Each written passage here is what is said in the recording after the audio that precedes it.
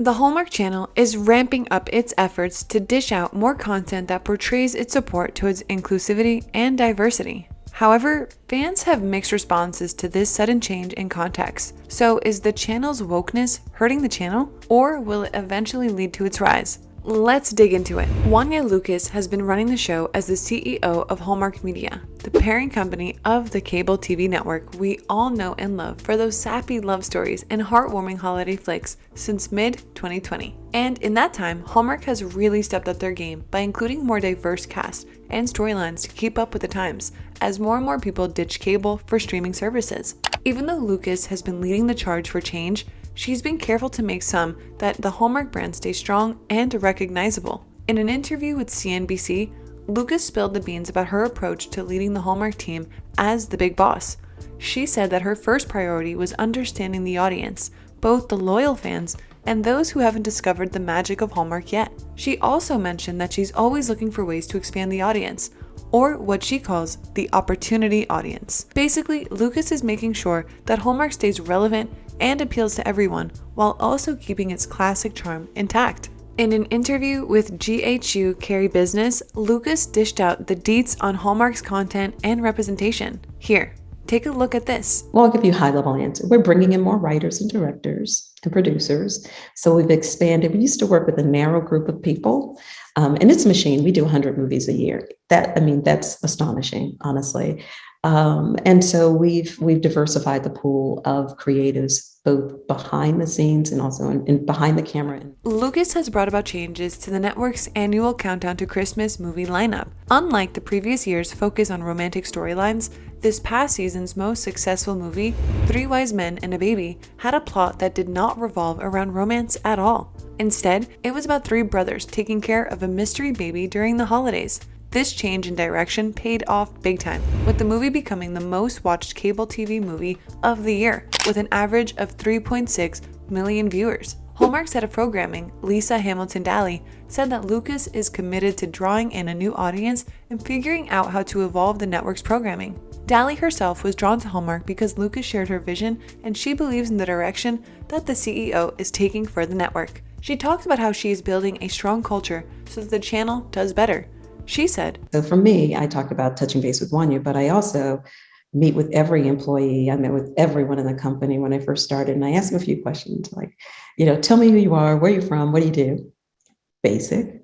But tell me your hopes, dreams, and aspirations. And since Lucas is doing an amazing job, the Hallmark Channel continues to reign as the #1 entertainment channel. 2 out of the top 3 most watched shows of December 2022 among women 18 plus were Hallmark's original holiday movies, A Fablet Holiday and Undercover Holiday. They also premiered A Big Fat Family Christmas over the weekend, which became the most watched entertainment cable program on Friday for households, women aged 18 plus, and total viewers. Basically, Hallmark is crushing it in the rating games right now. These new holiday movies help the network secure the #1 spot as the top entertainment cable network for the week in terms of total day and weekend total days across a bunch of key demographics. It's clear that people just can't get enough of Hallmark's heartwarming stories during the holiday season. In fact, over 34 million viewers have tuned into the network's holiday programming so far. That's a ton of people feeling the Christmas spirit thanks to Hallmark. But how did Hallmark become the Christmas standard anyway? The channel itself was created back in September 1992 when 2 religious cable channels, American Christian Television System and Vision Interfaith Satellite Network, merged to become the Faith and Values channel.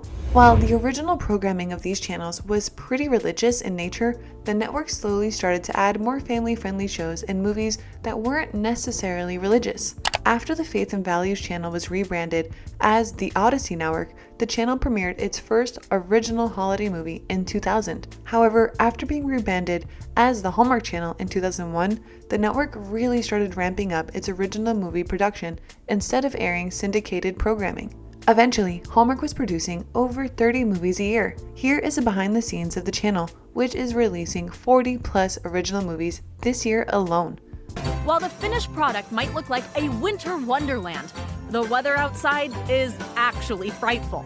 They're filming during summer in the suburbs of Salt Lake City, so instead of preparing for icy conditions, they're taking heat wave precautions. Need any sunscreen? While not all of these movies were part of their now famous Christmas programming, the network really hit its stride when it introduced its Countdown to Christmas programming in 2009.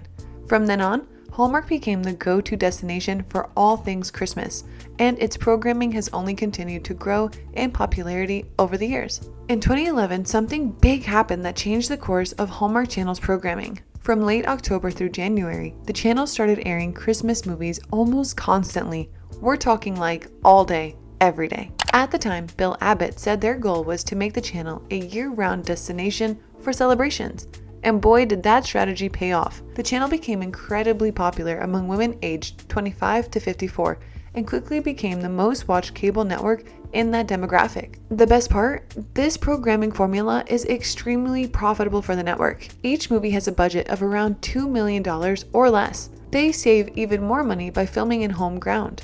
This has allowed the network to churn out an incredible 40 Christmas movies every year since 2019. Clearly, their approach to holiday programming is a winning one. Hallmark Christmas movies are known for their charming feel-good nature. The romantic storylines are usually light and easy to follow, and their characters are often part of a close-knit community. But perhaps the most defining characteristic of these movies is their predictability. You can always count on someone in the story trying to bring holiday spirit back to a person or an entire town.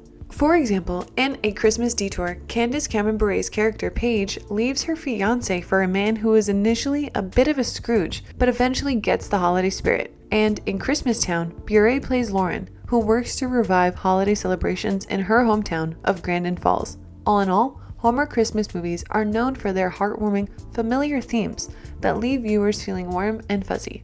Well, that's all well and good about the channel, but is the ongoing wokeness doing any good for the channel? There is a darker side to it as well. Let's see how it's affecting the ratings and the actors. Starting off with the actors, there are a lot of actors that have left the channel for GAC. According to the Wall Street Journal, almost all of the lead actors featured in GAC family movies during the 2021 holiday season had previously acted in Hallmark films. GAC Media is run by Bill Abbott, the one who used to be the president of Hallmark. Abbott clarified that his network is not actively trying to lure actors away from Hallmark, and that it's actually he who is more often approached by Hallmark actors. In an interview, he dished out the details of having ex-Hallmark actors in GAC. This is what he had to say. And so when I made the move over here, those relationships certainly continue and transcend anywhere that any of us work. And so Candace Cameron Bure certainly is, in all likelihood, the one that is most well known. She's the queen of the genre. In addition, the reasons behind the departures of certain actors from the Hallmark Channel have been revealed. Hillary Burton was penalized for speaking out about diversity and choosing her morals over work. In fact, she thrashed Candace Cameron Bure for backing the traditional, non-inclusive way. Danica McKellar is moving on to another network too, where she will there produce, and Jesse Metcalfe left Hallmark to pursue his film opportunities. It's no surprise that a lot of Hallmark Christmas movies center around a woman falling in love or a family coming together during the holidays. This fits with the channel's conservative roots and romantic themes that its main audience enjoys. However, Hallmark has faced criticism for a lack of diversity in its movies. While women make up roughly half of the US population and young to middle-aged women are the channel's biggest source of revenue, the channel is still predominantly white, which has led to calls for more representation in Hallmark's programming. The lack of diversity in Hallmark's programming has been criticized for years, with former CEO Bill Abbott receiving backlash for not creating content that reflects the diversity of today's society. The Hollywood Reporter pointed out that Abbott's approach to diversifying the channel's programming was not good enough, especially compared to other executives who actively sought out diverse content. The channel faced even more scrutiny when it pulled an advertisement featuring a same-sex couple, leading to further accusations of lack of inclusivity. In response to these criticisms, Abbott left the company and was replaced by Wanya Lucas, a Black woman with a background in entertainment brands. Now that in itself speaks a ton about Hallmark's new vision for the network. And just as they hoped, Lucas was praised for bringing everyday diversity to Hallmark Media and injecting racial, religious, and sexual orientation-related diversity into the channel's programming. The channel's vice president of programming has expressed excitement over featuring LGBTQ+ storylines, characters, and actors in their new line of programming. On Celebrity page, Kristen Coe praised the Hallmark Channel for representation. Here, take a look at this. I feel so represented in this film as an Asian American. You know, it's so cool to see what the idea of an all-American family feels like. However, some have questioned whether this forced diversity was necessary, or if it was pushed by the pressure of social justice movements. They wonder why a channel with a religious background should shift its programming about one of the Judeo-Christian tradition's most important holidays to generic messaging. These debates have led to some questioning the future of Hallmark Channel's iconic Christmas movie kingdom. If the Hallmark Channel continues on its current path of prioritizing diversity over its traditional family-friendly, holiday-themed content, there may be a need for a new network that offers viewers a respite for the current political climate, which may just be GAC Family. Despite its religious roots, Christmas is a time for celebrating love, hope, and joy, and these themes should be the focus of holiday programming. While it remains to be seen whether the Hallmark Channel will maintain its dominance in the Christmas movie market or whether a new competitor will emerge, there is clearly a demand for content that embraces traditional family values and provides a sense of escape from the pressures of today's world. And unfortunately, that's all we have for today.